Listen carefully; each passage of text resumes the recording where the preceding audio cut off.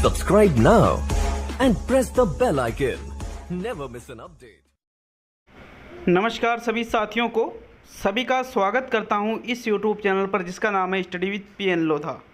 साथियों देखो, हिंदी के लगभग 60 प्लस मॉडल पेपर हम पहले कर चुके हैं। अब आपके पास लगभग 70 दिन का जो टाइम बच रहा है, तो इस चीज़ को देखते हुए देखो प्लेलिस्ट में बहुत मुश्किल से हो जाता है कि भाई एक वीडियो के बाद दूसरा के बाद तीसरा, वो एक वीडियो में बहुत ज़्यादा टाइम लग जाता है प्लेलिस्ट निकालने में। तो साथियों इसीलिए हिंदी शिक्षण की भी नई टेस्ट सीरीज आज से आरंभ की है। यहाँ पर टेस्ट नंबर 1 हिंदी का, जिसमें संपूर्ण 30 प्रश्नों को हम हल करने वाले हैं। तो कोशिश क्या रहेगी सभी की कि 25 क्वेश्चन सही कर दे। अगर पहली बार चैनल पर आए हो तो सब्सक्राइब जरूर कीजिएगा, और अगर पहले से जुड़े हुए हो तो बहुत बहुत धन्यवाद। आप सभी को पता होगा कि लगातार यहाँ पर निःशुल्क टेस्ट सीरीज चलाई जा रही है। पहला क्वेश्चन आपके देखते हैं, इनमें से असंगत विकल्प का चयन कीजिए। माया सो रही थी अपूर्ण भूतकाल, रोहन को जयपुर जाना है सामान्य भविष्यकाल, हमने खाना बनाया है सामान्य वर्तमान काल, और अमित जयपुर से आया है आसन्न भूतकाल। तो बताइए प्रश्न संख्या 1 में आपका कौन सा विकल्प सही रहेगा। तो देखो प्रश्न संख्या जो आपका 1 है, इसमें पहला विकल्प असंगत विकल्प का आपको चयन करना है। असंगत मतलब जो अलग हो, गलत हो। माया सो रही थी अपूर्ण भूतकाल, सो रही थी मतलब पहले की बात है तो भूतकाल में रहेगा, और सो रही थी क्रिया अपूर्ण है साथियों, हमें पता नहीं है कि वो अब भी सो रही है या सो चुकी है, इसका पता नहीं है। तो साथियों इसलिए ये एक अपूर्ण भूतकाल का उदाहरण है, सही है ये। रोहन को जयपुर जाना है, साथियों यहाँ पर एक जयपुर जाना है मतलब जाएगा, तो अभी भविष्य काल का ये उदाहरण है, और इसमें से भी सामान्य रूप का ये पता चल रहा है कि भाई रोहन जयपुर जाएगा, तो ये एक सामान्य भविष्यकाल का उदाहरण है। हमने खाना बनाया है, खाना बनाया है मतलब बना लिया खाना, तो खाना बना लिया तो वो किस में चला गया, भूतकाल में, और यहाँ पर क्या दे रखा है, वर्तमान काल, तो ये ही गलत हो जाता है, अर्थात ये एक आपका असंगत विकल्प है। तो थर्ड विकल्प आपका प्रश्न संख्या 1 में सही है। बाकी चौथा विकल्प है अमित जयपुर से आया है, आया है मतलब आसन्न भूतकाल का ये बोध करा रहा है साथियों। थर्ड विकल्प आपका यहाँ सही रहेगा प्रश्न संख्या 1 में। चलो नेक्स्ट आगे बढ़ेंगे प्रश्न संख्या 2 की ओर।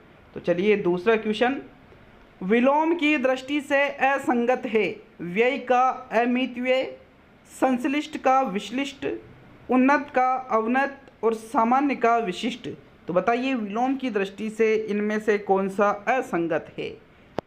साथियों प्रश्न संख्या 2 में देखिएगा, सामान्य का विशिष्ट ही होता है, ठीक है, उन्नत का अवनत ही होता है, और संश्लिष्ट का विश्लिष्ट ही होता है। किंतु यहाँ पर जो आपका प्रथम विकल्प है व्यय, व्यय का मतलब क्या होता है साथियों, खर्च करना। व्यय का साथियों देखो अमितव्यय, देखो मितव्यय जो शब्द है, जैसे मितभाषी कम बोलने वाला, मितव्ययी कम व्यय करने वाला, तो साथियों व्यय का मितव्यय हो सकता है लेकिन व्यय का अमितव्यय नहीं होगा। विकल्प नंबर आपका 1 सही है, क्योंकि अमितव्यय का मतलब क्या हुआ, अधिक खर्च करने वाला, मितव्ययी का मतलब क्या हुआ, कम खर्च करने वाला, तो अधिक खर्च करने वाला और खर्च करने वाला ये कोई विलोम नहीं है। विकल्प आपका 1 सही है दूसरे क्वेश्चन में। नेक्स्ट प्रश्न संख्या 2 तो कर दिया, तीसरे क्वेश्चन की ओर बढ़ते हैं। तो देखो यार, अगर वीडियो अच्छा लगे तो एक लाइक जरूर करके जाइएगा, और किसी भी प्रश्न पर डाउट हो तो उसके लिए हमें कमेंट बॉक्स में ज़रूर बताएं साथियों। अगर कोई चीज़ संशोधन करने योग्य होगी तो 101% संशोधन किया जाएगा। इनमें से किस विकल्प में जातिवाचक से भाववाचक संज्ञा बनी है। विकल्प 1 है पारस्परिक, दूसरा विकल्प है खटास, तीसरा विकल्प है लेन देन, और चौथा विकल्प है प्रभुता। तो बताइए उस विकल्प को जो जातिवाचक से भाववाचक संज्ञा का उदाहरण है। साथियों तीसरे क्वेश्चन में आपका सही आंसर चौथा विकल्प है। प्रभुता एक भाववाचक संज्ञा का शब्द है जिसका निर्माण प्रभु शब्द से हुआ है। प्रभु यहाँ पर एक जातिवाचक संज्ञा का शब्द है, तो विकल्प नंबर आपका 4 सही है। बाकी पारस्परिक जो शब्द है ये परस्पर से बना है, किससे बना है, परस्पर। खटास जो शब्द है ये खट्टा से बना है, किससे, खट्टा से। और लेन देन शब्द है न लेना न देना, तो साथियों ये तीनों ही जातिवाचक नहीं है, बल्कि इसमें जो प्रभु शब्द है वो जातिवाचक है। तो विकल्प नंबर आपका 4 सही है तीसरे क्वेश्चन में। नेक्स्ट प्रश्न संख्या 4 की ओर बढ़ते हैं। तो चलिए चौथा क्वेश्चन। देखो आरबीएससी की बुक्स से क्वेश्चन बनाए गए हैं, ये याद रखना, पूर्णतः आरबीएससी की बुक से पेपर बनाया हुआ है आपका। प्रश्न संख्या 4 है, जोधपुरी जूती, बनारसी साड़ी, कश्मीरी सेब, बीकानेरी भुजिए किसके अंतर्गत आते हैं? संकेतवाचक विशेषण, व्यक्तिवाचक विशेषण, परिमाणवाचक विशेषण और गुणवाचक विशेषण। तो साथियों देखो आरबीएससी ने विशेषण के 5 प्रकार मान रखे हैं। जैसे देखो एक तो गुणवाचक विशेषण होता है, संख्यावाचक होता है, परिमाणवाचक होता है, सार्वनामिक होता है जिसको संकेतवाचक भी कहते हैं, और एक होता है आपके व्यक्तिवाचक विशेषण। तो ये जो व्यक्तिवाचक विशेषण है ये किसी स्थान विशेष, किसी वस्तु विशेष संबंधित गुणों को प्रदर्शित करे। जैसे जोधपुरी जूती, बनारसी साड़ी, कश्मीरी सेब, बीकानेरी भुजिए, तो ये साथियों व्यक्तिवाचक विशेषण के अंतर्गत आएंगे, किसी विशेष चीज की ओर इशारा ये करते हैं। सेकंड विकल्प आपके चौथे क्वेश्चन में सही है। अब हम बढ़ते हैं प्रश्न संख्या 5 की ओर। तो चलिए 5वें क्वेश्चन को देखेंगे। इनमें से किसका लिंग परिवर्तन नहीं होगा? भव, स्वामी, बूंद और सूत, ये 4 शब्द है, इसमें से बताइए किसका लिंग परिवर्तन यहाँ पर नहीं होगा साथियों। प्रश्न संख्या 5 का राइट आंसर बता दीजिए। तो देखो जो राइट आंसर है वो रहेगा विकल्प नंबर 3, बूंद का लिंग परिवर्तन नहीं होगा। भव का लिंग परिवर्तन भवानी होता है, क्या होता है? भवानी। स्वामी का लिंग परिवर्तन स्वामिनी होता है, क्या होता है? स्वामिनी। सूत का लिंग परिवर्तन सुता होता है, लेकिन बूंद का साथियों लिंग परिवर्तन तो नहीं होगा, लेकिन इसका वचन जरूर बदल जाता है। बूंद का बूंदे हो जाती है, किंतु वचन है वो लिंग परिवर्तन कहाँ है? इसलिए यहाँ थर्ड विकल्प आपके प्रश्न 5 में सही है। तो चलिए अब हम देखेंगे प्रश्न संख्या 6 को, 6वां क्वेश्चन साथियों। इनमें से कौन सा शब्द सदैव एक वचन में रहता है? भाग्य, हालचाल, समाचार और क्षमा। तो 3 विकल्प ऐसे हैं जो सदैव एक वचन में नहीं रहते हैं, और एक विकल्प ऐसा है जो सदैव एक वचन में रहता है। तो देखो भाग्य यहाँ पर सदैव बहुवचन में रहता है, हालचाल सदैव बहुवचन में रहते हैं, समाचार सदैव बहुवचन में होता है, लेकिन साथियों ये जो क्षमा शब्द है ये क्षमा सदैव बहुवचन में न रहकर क्षमा सदैव एक वचन में रहता है। तो विकल्प नंबर आपका 4 सही है प्रश्न संख्या 6 में। अब हम आगे बढ़ेंगे प्रश्न संख्या 7 की ओर। तो चलिए 7वें क्वेश्चन को देखेंगे। आपके प्रश्न संख्या 7 आपसे क्या पूछ रहा है? अशुद्ध समास विग्रह हुआ है। मुख बधिर, मुख से बहरा, प्रत्यक्ष अक्षी के आगे, घृत से पका हुआ अन्न, घृतान्न यहाँ पर लिखना था, एक टाइपिंग मिस्टेक हुई है यहाँ पर, घृतान्न। कनकटा, कटे हुए कान हैं जिसके वह है। तो यहाँ पर ये जो 4 विकल्प है यहाँ पर घृतान्न मानना है आपको साथियों, टाइपिंग मिस्टेक मतलब छूट गया है लिखना यहाँ पर। तो देखो अशुद्ध विग्रह इनमें से किसका हुआ है? मुख बधिर, प्रत्यक्ष, घृतान्न या कनकटा। तो साथियों राइट आंसर आपके रहेगा विकल्प नंबर 1 और विकल्प नंबर 3। यहाँ पर घृतान्न में भी अशुद्ध विच्छेद हुआ है, अशुद्ध विग्रह हुआ है, और मुख बधिर में भी अशुद्ध विग्रह हुआ है, क्योंकि घृतान्न मतलब होता है घृत में पका हुआ अन्न में आता है साथियों। अधिकरण तत्पुरुष समास का उदाहरण है, न कि से आएगा। और जो मुख बधिर है, मुख से बहरा, साथियों मुख से कौन बहरा होता है? कोई नहीं। इसलिए आपका जो प्रथम विकल्प है और जो आपका थर्ड विकल्प है वो सही आंसर है प्रश्न संख्या 7 में। नेक्स्ट प्रश्न संख्या 8 को देखते हैं। तो चलिए 8वें क्वेश्चन की ओर बढ़ेंगे। आपके प्रश्न संख्या 8 आपसे पूछ रहा है, देखते हैं। वह विकल्प चुनिए जिसमें संधि व उपसर्ग दोनों हैं। आजीवन, निश्चल, प्रतिनिधि और अनुपम। तो बताइए इनमें से वो विकल्प जो कि जिसमें संधि भी है और उपसर्ग भी है, दोनों चीज़ें होना चाहिए। तो चलिए पहले संधि देख लेते हैं। आजीवन का निर्माण आ प्लस जीवन से हुआ है, तो इसमें साथियों उपसर्ग तो है लेकिन संधि नहीं। निश्चल का निर्माण नीह प्लस छल से हुआ है साथियों, विसर्ग संधि भी लग रही है। और निस उपसर्ग भी लग रहा है। प्रतिनिधि प्रति प्लस निधि से बना है, तो देखो यहाँ पर प्रति तो उपसर्ग है लेकिन इसमें संधि नहीं हो रही है।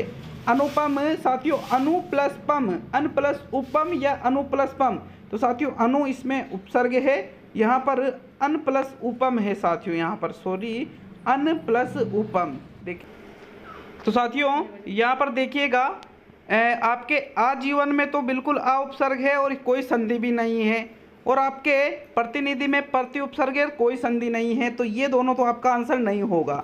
लेकिन निश्चल को विच्छेद कर रहे हैं तो क्या हो रहा है, नी है प्लस छल बराबर शब्द क्या बन रहा है, निश्चल। तो निस तो उपसर्ग है और विसर्ग संधि है, तो एक तो ये राइट है आपका। अनुपम का साथियों विच्छेद करें तो अन प्लस उपम बराबर शब्द क्या बनता है, अनुपम। इसमें साथियों अन उपसर्ग लगा हुआ है और इसकी संधि भी बिल्कुल हो रही है, इसलिए वैसे कोई डायरेक्टली तो संधि नहीं है, इनको संयोग भी हम कह सकते हैं, लेकिन यहाँ हलंत लगा हुआ है, इसकी वजह से कई लोग इसमें संधि भी मान लेते हैं। तो आपका चौथा विकल्प भी इसमें सही हो सकता है, बट आपका राइट आंसर दूसरा विकल्प है 8वें क्वेश्चन में। नेक्स्ट आगे बढ़ेंगे प्रश्न संख्या 9 की ओर। तो चलिए 9वें क्वेश्चन को देखेंगे। अशुद्ध शब्द का चयन कीजिए, मिष्ठान्न, प्रादुर्भाव, गृहिणी और तदुपरांत। तो बताइए इनमें से अशुद्ध शब्द कौन सा है साथियों। प्रश्न संख्या 9 में सही आंसर आपको देना है। देखिए तदुपरांत इसी प्रकार लिखा जाता है, बिल्कुल शुद्ध शब्द है। यहाँ पर इसका अशुद्ध शब्द कई लोग ऐसे लिख देते हैं तदोपरांत, तो ये गलत होता है। गृहिणी इसी प्रकार से लिखा जाता है, बिल्कुल शुद्ध है। प्रादुर्भाव में बहुत सारे लोग यहाँ रे लगा देते हैं, जो कि गलत है। ये जो लिखा हुआ है यही सही है। तो यहाँ पर जो आपका प्रथम विकल्प बच रहा है मिष्ठान्न वाला, ये एक अशुद्ध शब्द है और यही आपका राइट आंसर है साथियों। इसका जो अशुद्ध रूप मतलब जो शुद्ध रूप है वो होता है मिष्ठान्न, यहाँ पर पूरा ठ नहीं होता है, ये गलत है साथियों। इसलिए आपका प्रथम विकल्प प्रश्न संख्या 9 में सही है। अब हम प्रश्न संख्या 10 की ओर बढ़ते हैं। तो चलिए आपके प्रश्न संख्या 10। अशुद्ध प्रत्यय किसमें हैं, कठिन प्लस ये काठिन्य, व्यक्ति प्लस इक वैयक्तिक, छोटा प्लस पन छोटापन और रघु प्लस ए राघव। तो बताइए इनमें से अशुद्ध प्रत्यय किसमें है। तो साथियों कठिन प्लस ये, कठिन में जब हम ये प्रत्यय लगाते हैं तो शब्द बन जाता है काठिन्य। व्यक्ति में जब इक प्रत्यय लगाते हैं तो शब्द बन जाता है वैयक्तिक। रघु में जब अ प्रत्यय लगाते हैं तो शब्द बन जाता है राघव। लेकिन साथियों इस छोटा में अगर जो हम पन प्रत्यय लगाएं तो शब्द छोटापन नहीं बनता है, बल्कि शब्द बनता है छुटपन। क्या बनता है, छुटपन। इसलिए ये विकल्प आपका क्या है, अशुद्ध है। तो थर्ड विकल्प आपका सही आंसर होगा प्रश्न संख्या 10 में। अब हम आगे बढ़ेंगे प्रश्न नंबर 11 की ओर। तो चलिए 11वें क्वेश्चन को देखते हैं। आपके प्रश्न संख्या 11 आपसे पूछ रहा है, शिवा शब्द किसका पर्यायी है, महादेव का, विष्णु का, ब्रह्मा का या पार्वती का। तो शिवा साथियों, शिवा शब्द अगर आप सही तरीके से देखें, महादेव पे अगर आप आ रहे हो तो आपका आंसर गलत है, क्योंकि शिवा पार्वती को कहा जाता है। शिवा एक स्त्रीलिंग शब्द है और किसको कहा जाता है, पार्वती को। विकल्प नंबर आपका 4 सही है प्रश्न संख्या 11 में। अब हम प्रश्न संख्या 12 की ओर बढ़ते हैं। तो चलिए 12वें क्वेश्चन को देखेंगे। प्रश्न संख्या 12, दूसरों का बुरा करोगे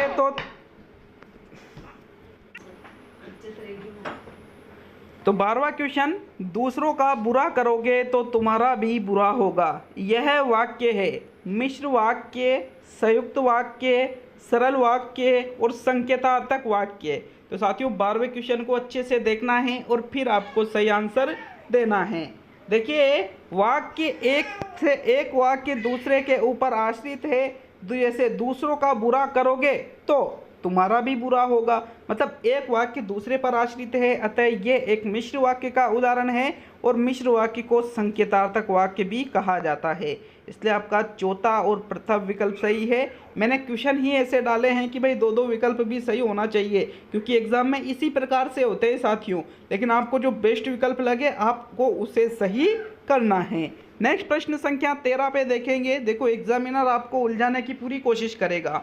कि आप कैसे उलझेंगे, कैसे क्वेश्चन को गलत कर सकते हैं। उसकी सोच ये होती है कि क्वेश्चन मुझे गलत करवाना है, तो इसलिए वो आपको उलझाने के लिए, टाइम ख़राब करने के लिए ऐसे विकल्पों को देता है। आपको ज़्यादा सोचना नहीं है, जो विकल्प आपको बेस्ट लगे वही आपको सही करके गोला भर देना है।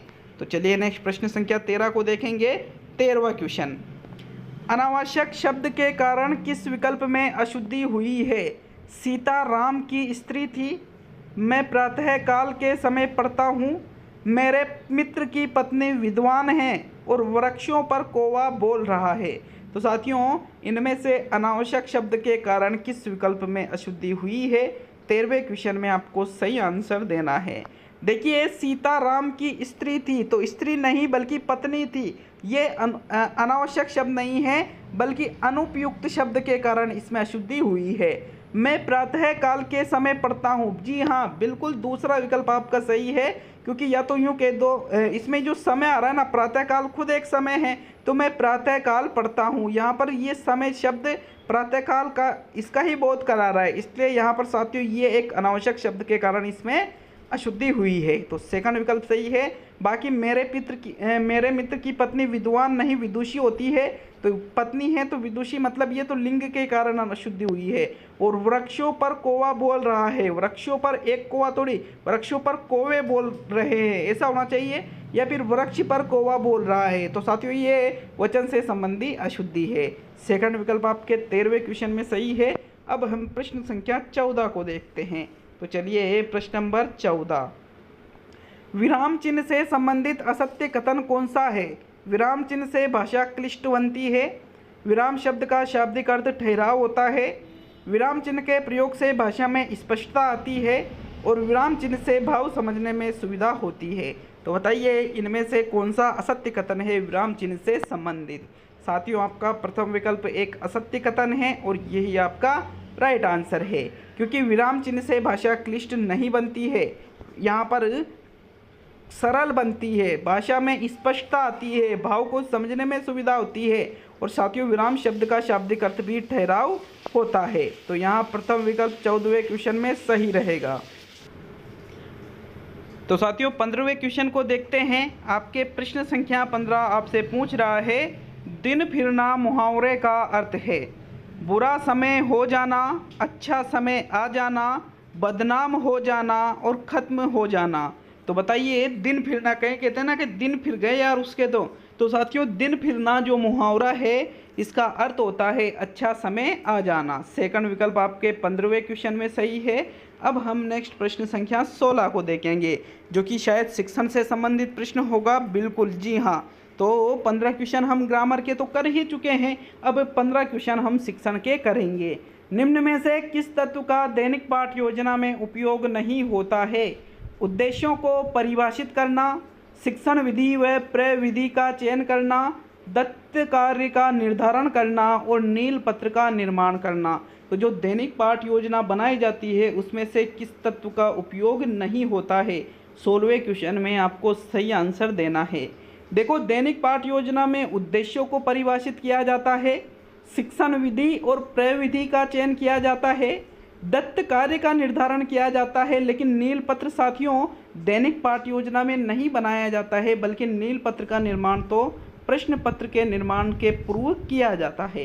इसलिए आपका जो चौथा विकल्प है वो आपका राइट आंसर है 16वें क्वेश्चन में। नेक्स्ट हम प्रश्न संख्या 17 को देखेंगे। तो चलिए 17वां क्वेश्चन, किस दृश्य श्रव्य सामग्री में पारदर्शी का प्रयोग होता है? ओवरहेड प्रक्षेपक में, फिल्म स्ट्रिप में, ओपेक प्रोजेक्टर में और स्लाइड प्रक्षेपक में। तो देखिए 17वें क्वेश्चन का आपको सही आंसर देना है। प्रश्न संख्या 17 में राइट आंसर कौन सा रहेगा? साथियों प्रश्न नंबर 17 में आपका जो सही आंसर है, पारदर्शी का प्रयोग फिल्म स्ट्रिप में किया जाता है। किसमें? फिल्म स्ट्रिप में, जो कि एक यह भी प्रक्षेपी सामग्री ही है, लेकिन इसमें पारदर्शी का प्रयोग होता है। विकल्प नंबर आपका 2 सही है 17वें प्रश्न में। नेक्स्ट अब हम प्रश्न संख्या 18 की ओर बढ़ते हैं। तो चलिए आपके प्रश्न नंबर 18, सस्वर वाचन का मुख्य उद्देश्य है पढ़ने में आनंद की अनुभूति करना, बच्चों को पढ़ने संबंधी झिझक समाप्त करना, बोल बोल कर पढ़ना और द्रुत गति से वाचन करना। तो देखो से स्वर वाचन का इनमें से मुख्य उद्देश्य कौन सा रहेगा। प्रश्न संख्या 18 में सही आंसर बताइए साथियों। तो देखो द्रुत गति से वाचन तो मौन वाचन में किया जाता है। बोल बोल कर पढ़ने के लिए से स्वर वाचन नहीं करते हैं, बल्कि बच्चों में पढ़ने संबंधी झिझक समाप्त हो जाए इसलिए से स्वर वाचन करवाया जाता है। विकल्प नंबर आपका 2 सही है प्रश्न संख्या 18 में। नेक्स्ट हम प्रश्न नंबर 19 की ओर बढ़ेंगे। तो चलिए 19वां क्वेश्चन। प्रश्न संख्या 19 है, आकलन मूलतः शिक्षा केंद्रित होता है, केवल यह बताता है कि बच्चे ने क्या नहीं सीखा। भाषा सीखने सिखाने की प्रक्रिया का अभिन्न अंग है और पाठ की समाप्ति पर ही किया जाता है। तो बताइए प्रश्न संख्या 19 में आपका कौन सा विकल्प बिल्कुल सही है साथियों। देखो आकलन मूलतः शिक्षक केंद्रित नहीं होता है साथियों, केवल यह नहीं बताता है कि बच्चे ने क्या सीखा, और भी चीज़ें इससे जानकारी मिलती है, बल्कि ये भाषा सीखने सिखाने की प्रक्रिया का एक अभिन्न अंग माना जाता है। अभिन्न अंग मतलब उससे जुड़ा हुआ, भाषा सीखने सिखाने की जो प्रक्रिया है उससे जुड़ा हुआ। तो विकल्प नंबर आपका 3 सही है। देखो पाठ की समाप्ति पर ही आकलन नहीं करते हैं, बीच बीच में भी आकलन किया जाता है। ठीक है, थर्ड विकल्प आपका सही रहेगा 19वें क्वेश्चन में। नेक्स्ट प्रश्न संख्या 20 की ओर बढ़ेंगे। तो चलिए प्रश्न नंबर 20 ये देखिएगा, वह शिक्षण विधि जिसमें वे अध्यापक शिक्षण कराएं जो विषयगत योग्यताओं एवं कौशलों की दृष्टि से एक दूसरे के पूरक हो, वह शिक्षण विधि कौन सी है। भाषा संसर्ग विधि है, प्रत्यक्ष विधि है, दल शिक्षण विधि है या भ्रमण विधि है। 20वें क्वेश्चन में थोड़ा सोच करके आंसर दीजिएगा, क्योंकि आंसर गलत होने के चांस इसमें ज़्यादा है। तो प्रश्न संख्या 20 में आपका जो सही आंसर निकल के आता है वो रहेगा साथियों दल शिक्षण विधि। दल शिक्षण विधि जिसको कि डेविड वार्डिंग के द्वारा दिया गया। किसके द्वारा? डेविड वार्डिंग के द्वारा। इसमें अध्यापकों का दल होता है साथियों। इसमें क्या होता है, जो अध्यापकों का दल है वो विषयगत योग्यताओं मतलब अपने अपने सब्जेक्ट में योग्य होते हैं या फिर कौशलों की दृष्टि से एक दूसरे के पूरक होते हैं, तो ऐसा दल शिक्षण विधि में ही होता है। थर्ड विकल्प आपके प्रश्न संख्या 20 में बिल्कुल सही है। अब हम प्रश्न संख्या 21 की ओर बढ़ते हैं। तो साथियों आपके प्रश्न संख्या 21 है, मौन पठन के विषय में धारणा है, इसमें पठन की गति धीमी हो जाती है, एकाग्रचित होकर पढ़ने का अभ्यास होता है, पढ़ने की धीमी ध्वनि होठों से निकलती है और इसे आदर्श वाचन के तुरंत बाद किया जाता है। तो बताइए मौन पठन के विषय में क्या धारणा है। प्रश्न संख्या 21 में आपको सही आंसर देना है। ध्यान सारा ही यहीं पर होना चाहिए, इधर उधर ध्यान भटका तो फिर मज़ा नहीं आएगा साथियों। देखो 21वें क्वेश्चन में मौन पठन में पठन की गति क्या धीमी होती है? नहीं। एकाग्रचित होकर पढ़ने का अभ्यास होता है? हाँ। पढ़ने की धीमी ध्वनि होठों से निकलती है? नहीं। आदर्श वाचन के तुरंत बाद तो अनुकरण करते हैं। तो साथियों ओनली आपका सेकंड विकल्प यहाँ पर प्रश्न संख्या 21 में सही है। मौन पठन मतलब मन ही मन से में पढ़ने से, एकाग्रचित मतलब ध्यान सारा वहीं पर लगता है। लेकिन कभी कभी क्या होता है, जैसे हम मौन पठन करते हैं तो कई बार अलग ही दुनिया में खो जाते हैं, ऐसा भी होता है कई लोगों के साथ में। तो बाकी वो अलग चीज़ है, लेकिन अगर ध्यान वहीं है तो एकाग्रचित आपका ध्यान रहेगा साथियों। तो नेक्स्ट प्रश्न नंबर 22 की ओर बढ़ेंगे। कमेंट करके बताइए किस किस का ध्यान दूसरी दुनिया में चला जाता है। तो चलिए प्रश्न संख्या 22 को देखते हैं। आपके 22वां क्वेश्चन, भारत सरकार ने दूरदर्शन कार्यक्रम में शैक्षिक कार्यक्रम का प्रसारण के लिए प्राथमिकता प्रदान की। वयस्कों हेतु गैर औपचारिक शिक्षा के लिए, दूरदर्शन का अनौपचारिक शिक्षा हेतु प्रयोग के लिए, प्रारंभिक शिक्षा के सार्वभौमिकरण के लिए और उपयुक्त सभी। तो देखो दूरदर्शन कार्यक्रम में, दूरदर्शन के अंतर्गत जो शैक्षिक कार्यक्रम प्रसारित किए जाते हैं साथियों, ये इसलिए किए जाते हैं ताकि जो वयस्क है उनको गैर औपचारिक शिक्षा मिले, दूरदर्शन के माध्यम से अनौपचारिक शिक्षा मिले और प्रारंभिक शिक्षा का सार्वभौमिकरण हो। ये सारे ही विकल्प सही है, इसलिए आपका 22वें प्रश्न में चौथा विकल्प जो है उपयुक्त सभी वाला वो सही रहेगा। अब हम प्रश्न संख्या 23 को देखते हैं। तो आपके प्रश्न नंबर 23, शिक्षण कौशलों के विकास के लिए व्यवस्था की जाती है सूक्ष्म शिक्षण की, टीम शिक्षण की, इकाई योजना की और विस्तृत पाठ योजना की। तो शिक्षण कौशल किस किस ने सीख रखे हैं? हाथ खड़ा कीजिए।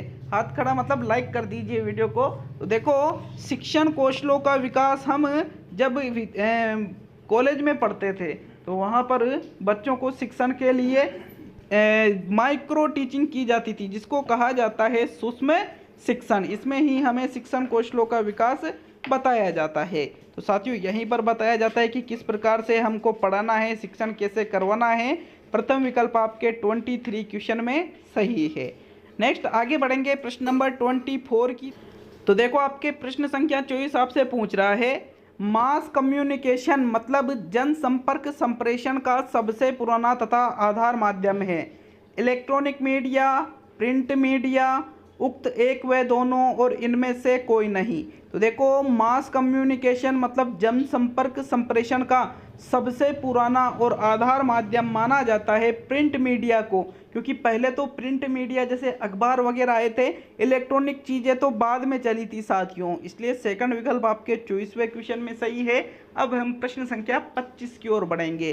देखो आप ये मत सोचिएगा कि भाई इसमें से कुछ क्वेश्चन तो रिपीट होते हैं, तो कुछ क्वेश्चन रिपीट इसलिए होते हैं, रिपीट का मतलब है वो चीज़ें आपको याद कराई जा रही है। आप इस चीज़ को समझना, हर एक बार हर एक प्रश्न नया कभी भी नहीं हो सकता है, कभी भी। इस चीज़ में तो आप पढ़ना भी मत कि हर बार हर क्वेश्चन नया मिलेगा। हाँ, टेस्ट में आपको नए प्रश्न मिलेंगे, लेकिन कुछ प्रश्न पिछले टेस्टों के अवश्य रहेंगे, ताकि आपका जो याद करने का जो चीज़ें हैं वो आपको याद हो जाए। और साथियों याद होना ज़रूरी है। हर बार हर नई चीज़ को लाएंगे तो वो याद रह पाएगा क्या? कभी याद नहीं रह पाएगा साथियों। इसलिए आप कुछ चीज़ें रिपीट होना भी ज़रूरी है। अब हम 25वें क्वेश्चन की ओर बढ़ेंगे। तो आपके प्रश्न संख्या 25 है, अभिव्यक्ति की कुशलताएं किस भाषाई तत्व के साथ जोड़ी जाती है? सुनना, गुनगुनाना, बोलना और पठन करना। तो देखो अभिव्यक्ति की कुशलताएं, अभिव्यक्ति का मतलब अपने विचार दूसरों तक प्रेषित करना। किस प्रकार से हम अपने विचार दूसरों के सामने अभिव्यक्त करते हैं, तो इसकी कुशलताएं बोलने वाले भाषाई तत्व के साथ जोड़ी जाती है। किसके साथ? बोल कर के ही सब, हम पढ़ कर के तो साथियों क्या करते हैं, पठन के माध्यम से तो हम विचारों को ग्रहण करते हैं। विकल्प आपका थर्ड सही है प्रश्न 25 में। नेक्स्ट हम प्रश्न संख्या 26 की ओर बढ़ते हैं। तो चलिए 26वां क्वेश्चन, सुनना कौशल में शामिल है सुने हुए शब्दों की पुनरावृत्ति करना, केवल पुनरावृत्ति, दूसरों की बात सुनने में रुचि, धैर्य और प्रतिक्रिया, शांतिपूर्वक सुनना और प्रश्नों को ध्यानपूर्वक सुनने की क्षमता का विकास। तो साथियों जो सुनना कौशल या श्रवण कौशल होता है, इसका मतलब ये नहीं है कि शांतिपूर्वक चुपचाप सुनते रहो, या फिर सुने हुए शब्दों की केवल पुनरावृत्ति करो, या ध्यानपूर्वक सुनने की क्षमता, बल्कि इसका राइट आंसर है दूसरों की बात सुनना, सुनने में रुचि लेना, धैर्यपूर्वक सुनना और उस पर अपनी प्रतिक्रिया भी देना। ये सबसे बेस्ट आंसर है आपके प्रश्न संख्या 26 में। नेक्स्ट प्रश्न नंबर 27 को देखेंगे। चलिए प्रश्न संख्या 27 क्या पूछ रहा है आपसे, देखिएगा। कहानी सुनाने का मूल उद्देश्य होना चाहिए बच्चों को प्रसन्न करना, बच्चों को एकाग्रचित करना, बच्चों की कल्पना शक्ति का विकास करना और बच्चों को अनुशासन में रखना। तो देखो कहानी सुनाने का जो मूल उद्देश्य है वो इसमें क्या रहेगा, प्रश्न संख्या 27 में सही आंसर। तो साथियों प्रसन्न करने के लिए क्या हम कहानियाँ सुनाते हैं? हाँ भाई सुनाते हैं, लेकिन वो मूल उद्देश्य नहीं होता है। एकाग्रचित करने के लिए हाँ बिल्कुल सुनाते हैं, लेकिन वो भी मूल उद्देश्य नहीं होता है। फिर कल्पना शक्ति का विकास करना, तो जी हाँ ये बिल्कुल मूल उद्देश्य है। कल्पना शक्ति का विकास करना कहानी सुनाने का सबसे मूल उद्देश्य माना जाता है। और कल्पना शक्ति का सर्वाधिक विकास छोटे बच्चों में परियों की कहानियाँ सुनाने से होता है, क्योंकि वो पूर्णतः है कल्पनाओं पर आधारित होती है। तो थर्ड विकल्प 27वें क्वेश्चन में सही है। नेक्स्ट प्रश्न संख्या 28, प्राथमिक स्तर पर हिंदी भाषा शिक्षण का उद्देश्य नहीं है छात्रों को सस्वर वाचन में सक्षम बनाना, छात्रों को शुद्ध उच्चारण के लिए प्रेरित करना, छात्रों को सुलेख व श्रुतलेख लिखने में सक्षम बनाना और व्याकरण के नियमों का विशद ज्ञान देना। तो बताइए भाषा शिक्षण का उद्देश्य प्राथमिक स्तर पर क्या नहीं रहेगा? बिल्कुल प्राथमिक स्तर पर हम बच्चों को सस्वर वाचन में सक्षम बनाएंगे, शुद्ध उच्चारण के लिए उनको प्रेरित करेंगे, सुलेख और श्रुतलेख लिखने में सक्षम बनाएंगे, लेकिन व्याकरणिक नियमों का विशद ज्ञान हम प्राथमिक स्तर पर नहीं देंगे साथियों। विकल्प नंबर आपका 4 सही है प्रश्न 28 में। अब आज का सेकंड लास्ट मतलब 29वां क्वेश्चन। तो चलिए आपके 29वें क्वेश्चन को देखते हैं। प्रश्न संख्या 29 है, किस मूल्यांकन के अंतर्गत छात्रों की भाषा प्रवाह है, तार्किक शक्ति एवं उसके मत व दृष्टिकोण की योग्यता का पता चलता है? मौखिक मूल्यांकन, व्यक्तित्व मूल्यांकन, सामूहिक मूल्यांकन और लिखित मूल्यांकन। तो 29वें क्वेश्चन में आपको सही आंसर बताना है। बताइएगा प्रश्न संख्या 29 में आपका कौन सा विकल्प सही है। तो साथियों 29वें क्वेश्चन में आपका जो राइट आंसर आता है वो रहेगा मौखिक मूल्यांकन, क्योंकि मौखिक मूल्यांकन से ही हमें भाषा प्रवाह का पता कब चलेगा, जब छात्र बोलेगा। तो बिल्कुल मौखिक मूल्यांकन में वो चीज़ आ जाती है। उसकी तर्क शक्ति, उसके मत, दृष्टिकोण, इन सभी चीज़ों का पता हमें मौखिक मूल्यांकन से ही चलता है। तो प्रथम विकल्प आपके 29वें क्वेश्चन में सही है। अब आज का अंतिम और 30वां क्वेश्चन। लेकिन वीडियो अच्छा लगा तो एक लाइक ज़रूर कर देना अभी, और साथियों कमेंट करके हमें बताना कि 25 या 25 प्लस कौन कौन टच किए हैं, या फिर कितना स्कोर आपका रहा है। किसी भी प्रश्न में अगर डाउट हो तो उसके लिए ज़रूर कमेंट करें, ज़रूर, उसके लिए तो करना ही है फिर आपको कमेंट। तो चलिए आज का अंतिम क्वेश्चन और 30वां प्रश्न है, इनमें से कौन सा भाषा आकलन में सबसे कम प्रभावी तरीका है? कहानी कहना, कहानी लिखना, घटना वर्णन और श्रुतलेख। तो सबसे कम प्रभावी तरीका बताइए भाषा के आकलन में। साथियों 30वें क्वेश्चन में जो सही आंसर है वो रहेगा आपका, देखो, कहानी कहना। कहानी अगर छात्र कह रहा है तो बहुत बढ़िया बात है, वो तो अच्छा आकलन का तरीका है। कहानी अगर छात्र लिख रहा है तो ये भी अच्छे आकलन का तरीका है। घटना का वर्णन करना भी एक अच्छा आकलन का तरीका है, क्योंकि उसमें उसके खुद के विचार भी आप हमें पता चल जाते हैं। लेकिन साथियों श्रुतलेख में तो क्या होता है, सिर्फ सुनकर ही लिखा जाता है, इसलिए श्रुतलेख सबसे कम प्रभावी तरीका माना जाएगा। तो चौथा विकल्प सही है। शेयर कर दीजिए साथियों अपने सभी व्हाट्सएप ग्रुपों में, अपने सभी दोस्तों के पास। तो चलिए मिलते हैं अब अगले वीडियो में। बहुत बहुत धन्यवाद सभी का।